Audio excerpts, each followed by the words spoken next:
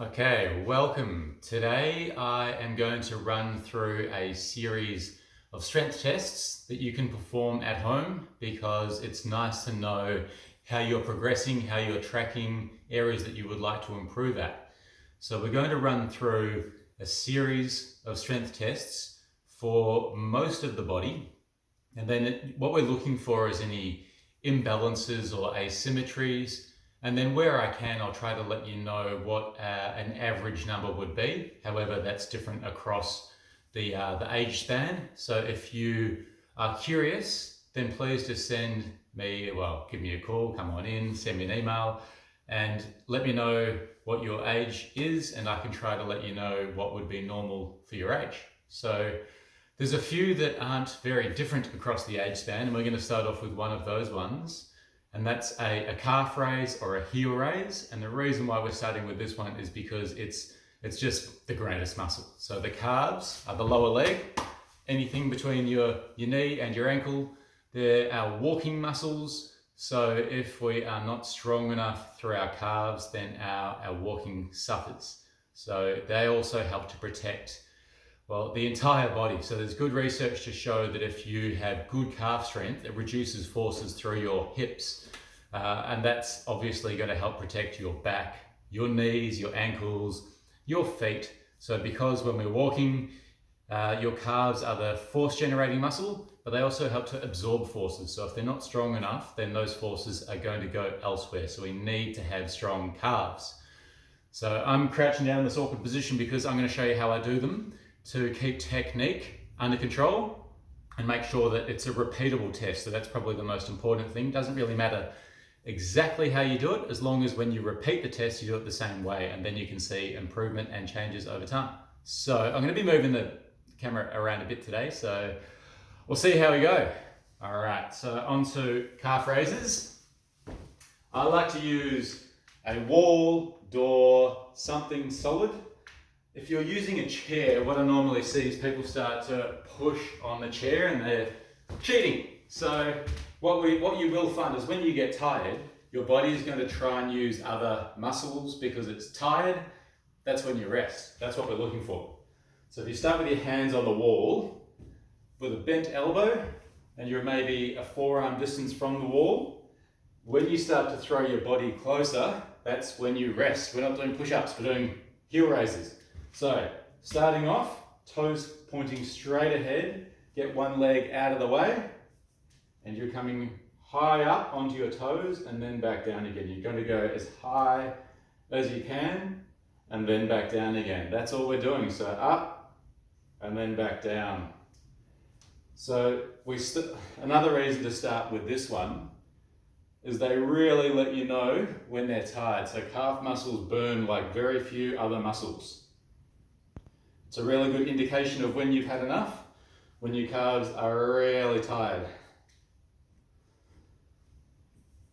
So what you do is you go slowly up and slowly down.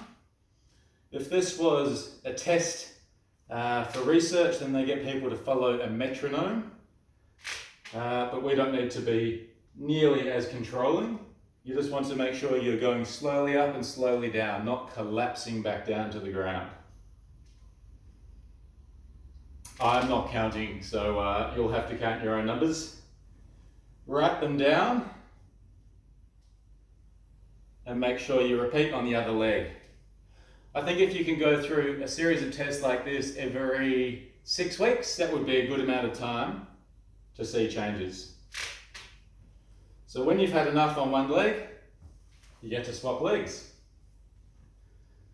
When you're doing calf raises, try not to grip or claw with your toes, and try to make sure you're not rolling outwards through your ankles. It's common to see, and it's not a nice way to load our muscles and joints. We want to just roll straight over the ball of your foot, straight ahead, not rolling outwards.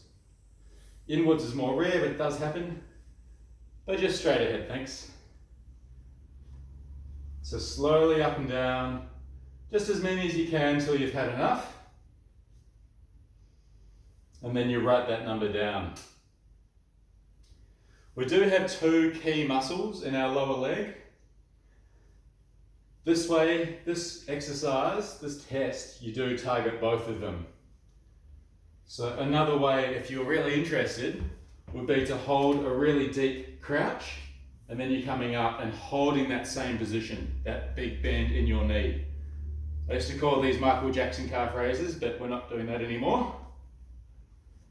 It's quite challenging to hold that same bend, that same angle in your knee, and not just do squats, because you're targeting different muscles if you're just doing squats. Single leg calf raises. So a really good one to start off with to test your calf strength.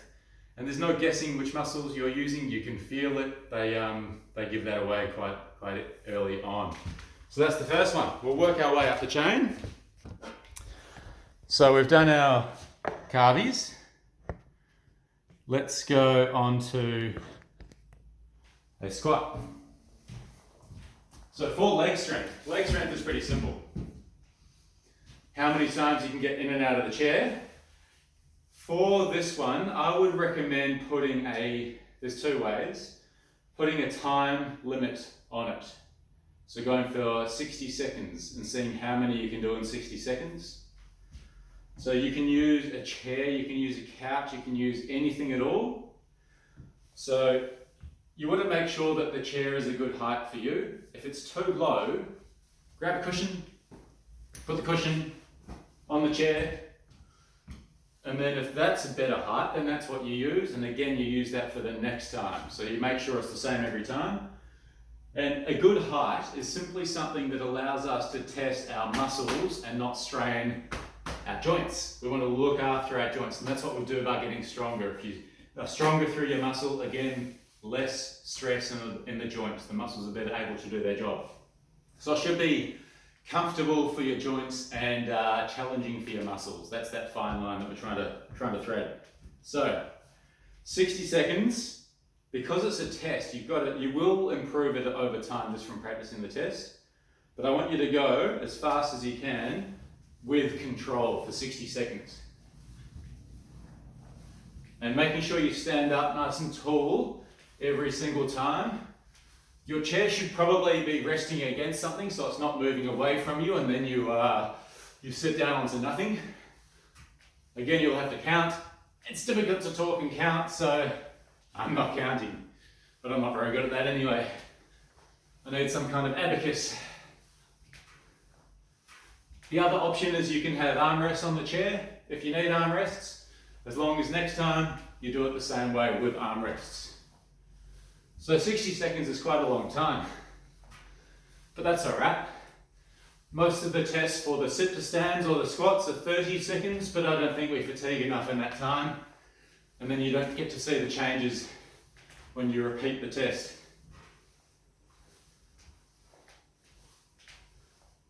It's about 60 seconds.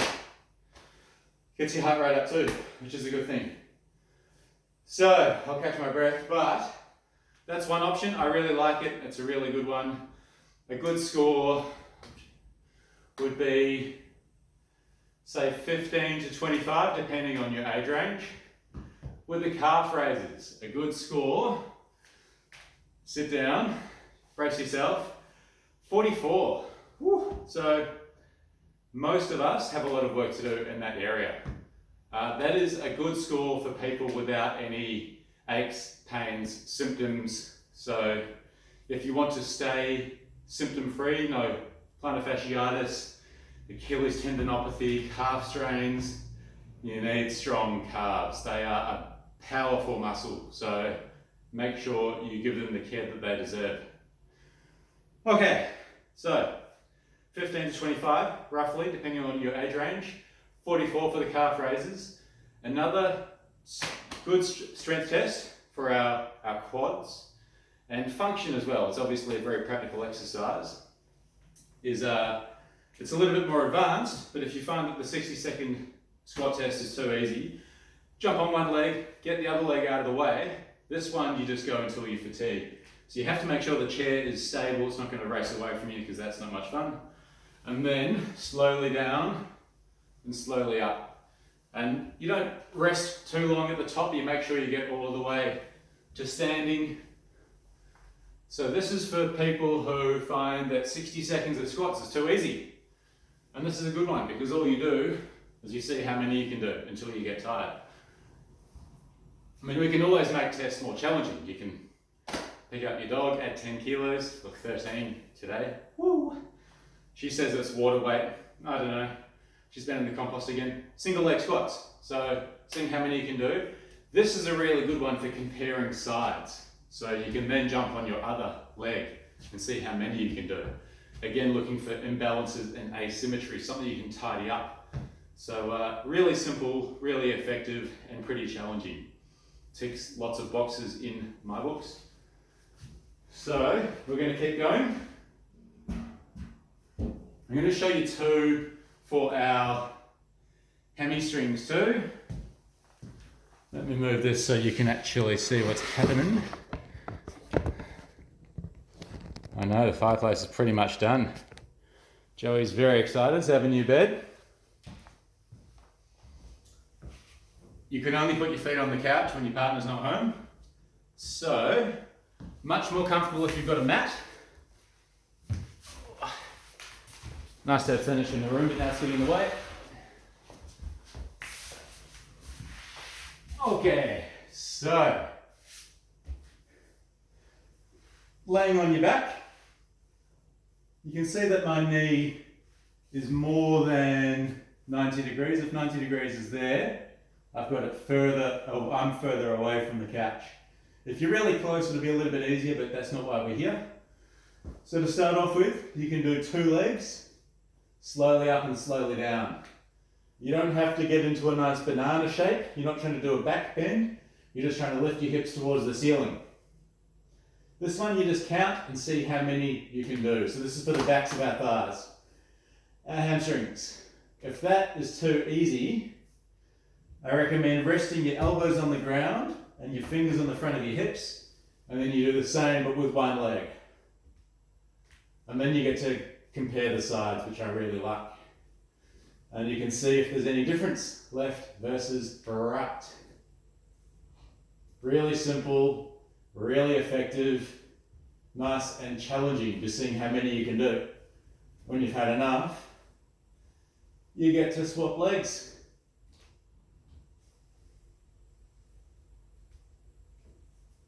So again, you're just going as high as you can without arching your back. And you've got your hands on the front of your hips just to feel that you're not twisting, dropping. Your body's keeping a nice posture, nice alignment.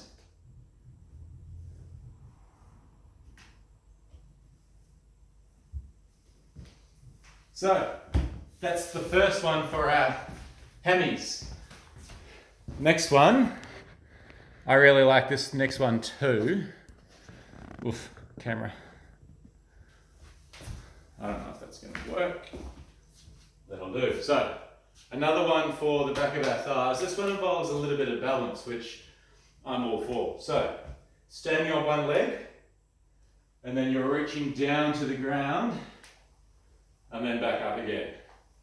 So, I think to make this one hard enough, you're going to have to add a little bit of weight. So, if the one on the floor is too easy, then you can grab about 10 kilos. And you're doing this one, you're seeing how many you can do on one leg and then how many on the other.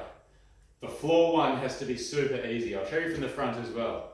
So all you're doing is you're reaching down and then coming back up again. But the one on the floor has to be super easy, really easy. Let me adjust this for our next one. Okay. Another one. This one's for the outside of our hips. I might use a chair. So with our chair, holding on for balance, and you're taking that leg away and then back in again. So you're not resting the foot in between, you're just slowly going away and then slowly coming back in. As many as you can. So this is for the muscles on the outside of our hips. These are also really helpful for walking and for making sure you look after the health of your hips and your back and your knees and your ankles, just about everything. another key muscle group. So as you're lifting that leg away, try to feel that you're leading with your heel and not pointing the toes up, slightly different muscles. So a nice flat foot as you're lifting away. You just have to count and see how many you're doing on one leg and how many you're doing on the other leg. Pretty simple, pretty straightforward. Side leg raises, just testing yourself, how many can you do? And then when you're done, when you've had enough, jump on the other leg.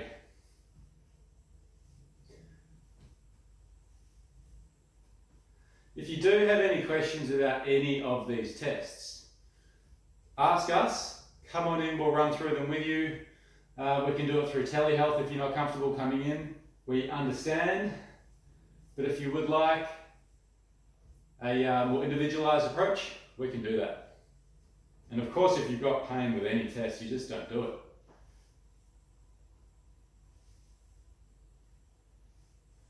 Alright, so if you're doing this one, you've probably figured out that the leg you're standing on does a lot of the work. So that's one of our secrets given away. It really does. But when you're walking, it's the leg you're standing on that does all the work, not the one that's moving through the air. Alright, so when you've had enough, and that's a good thing. Onwards. So we've covered a lot of those muscles. There are some key core strength tests you can do, but I think they should probably be more individualised. I can run through a standard battery with you. Much more comfortable with a mat, but I am not that organised. So, laying down on the floor. This is what I do with my uni students. So what you want to do is start off making sure you come up as high as you can with your lower back still on the mat, on the ground, and your fingers can touch your heels, and then you relax, and then you see if you can do 5 of those ones. So reaching your fingertips to the back of your heels without your back lifting off the ground or off the mat. Just seeing if you can do 5. So that's level 1. Level 2, you start with your fingertips touching your knees, and then you see if you get your wrists to touch your knees. So that's level 2. This is really unpleasant on wooden floors. Need a rug. Okay, next one, level 3. Same thing, but you're sitting up to get your elbows to touch your knees, and then again you're rolling back down. So elbows to knees, that's level 3. Next one, you've crossed your arms on your chest, and then you're rolling up to get your elbows to touch your knees. Level 4, this one, elbows to knees with your arms crossed on your chest. And then level 5 I find pretty brutal. You've got your hands at the top of your back, behind your head. And then you're just about all the way up. So level 5, hands behind your head at the top of your back. Okay, we'll tick that box. Core. If you have any pain with the core exercises, the core tests, come on in and we can give you a whole lot of different ones that are appropriate to suit your needs. So don't feel like they're the only core exercise you can do. There's a whole lot out there that are more suitable for every individual. Okay, working our way up. Push-ups. So, couches are fantastic for push-ups because you've got all these different levels. You've got the arm of the couch. Hopefully it doesn't slide away on you. You've got the seat of the couch.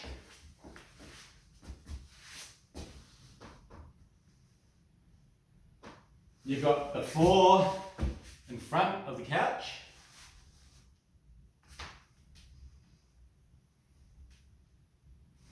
And then you've got the toes on the couch.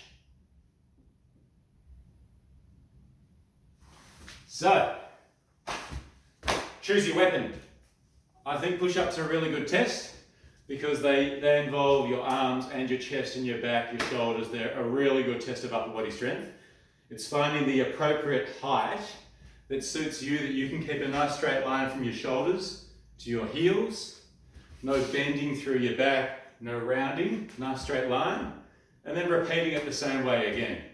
And I'd like it to be quite challenging, so you can do about 10. So if you find which level you can do about 10 on, and then when you repeat it, you can do the same level again. And if that's gone up to say 15, you change the angle, so you're going and making it a little bit harder. And then you can see that you're progressing over time.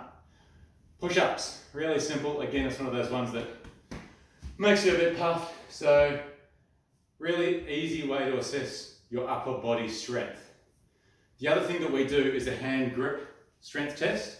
We've got these at the hospital, down at Apollo Bay and at Lawn. So if you would like to test your hand grip strength, it's a really powerful tool of your upper body strength, and you can compare left side, right side.